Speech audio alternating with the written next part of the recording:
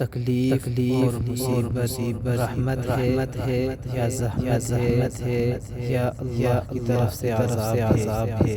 इसको आप कैसे पहचानेंगे? इसका आप एक थर्मामीटर लीजिए।